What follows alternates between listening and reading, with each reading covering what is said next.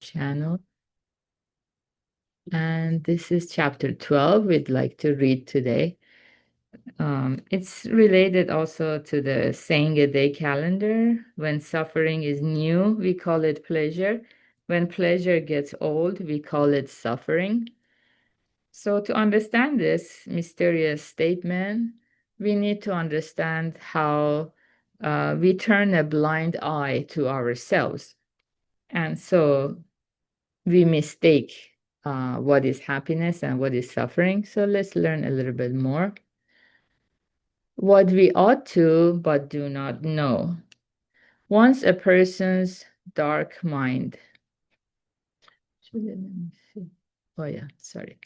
Once a person's dark mind clears, two things become apparent. One of these, according to Shinran, is the truth about oneself. Who or what is the real me? What could be more important than knowing this?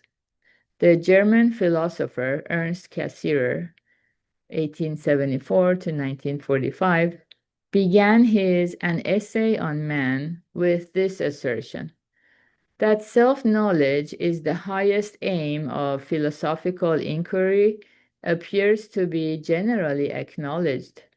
This objective has proved to be the Archimedean point, the fixed and immovable center of all thought.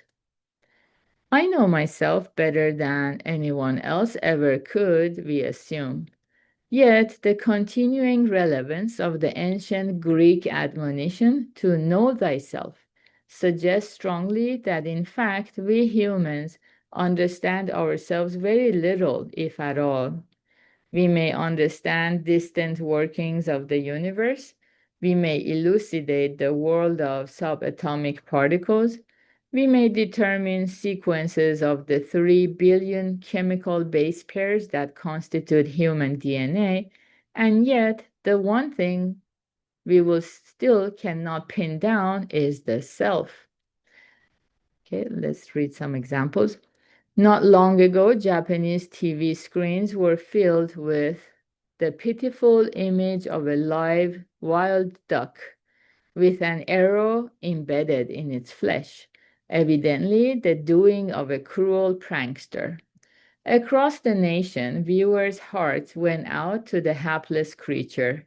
One day in a restaurant, we saw someone stare at a TV image of the duck and grimace, saying, "How could anyone be so mean to an animal, all the while helping himself to savory duck hot pot?"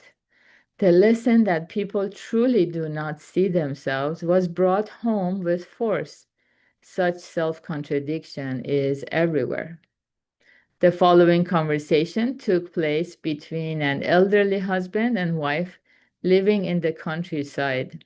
Husband: in the old days, the rooster always used to crow at sunrise and tell us the time. Wife: yes, nowadays even roosters are lazy good for nothing. It's awful. Neither realized that the problem was their own growing deafness. Certain though we are that this one thing above all else is what we know the best, the one thing most unknowable is nothing but the self. In all ages and all countries, stories have been told mocking the foolishness of those who do not know themselves, precisely because the condition is so universal. Here are some more examples. Long ago in India, the scion of a wealthy family took a lovely wife. After their marriage, the newlyweds indulged in wine to add even more sensuality to the pleasures of the bed. One night, the bride went as usual to the wine jar and removed the lid. She was about to ladle up more wine when, lo and behold, there inside the wine jar was a seductive young woman. Assuming her husband had been cheating on her, she began to berate him, weeping and shrieking and carrying on. The bemused husband took one look in the jar and saw the face of a lusty young man. Assuming his wife had taken a lover, he began casting loud aspersions on her chastity. In the heat of their quarrel, the jar tipped over and shattered, and that put an end to the matter. Each had been too inebriated to recognize his or her own face reflected in the wine. Okay, very good. So up to here for today.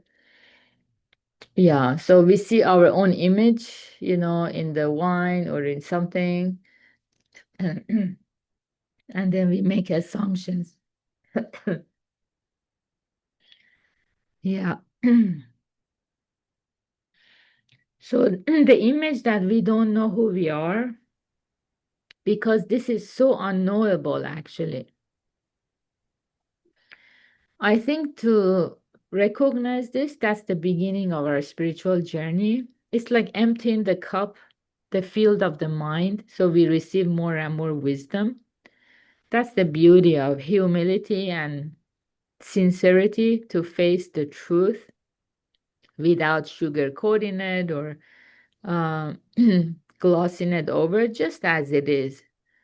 And once we gain that courage to see things just as it is and exercise this kind of humility, I think we gain more and more happiness in life.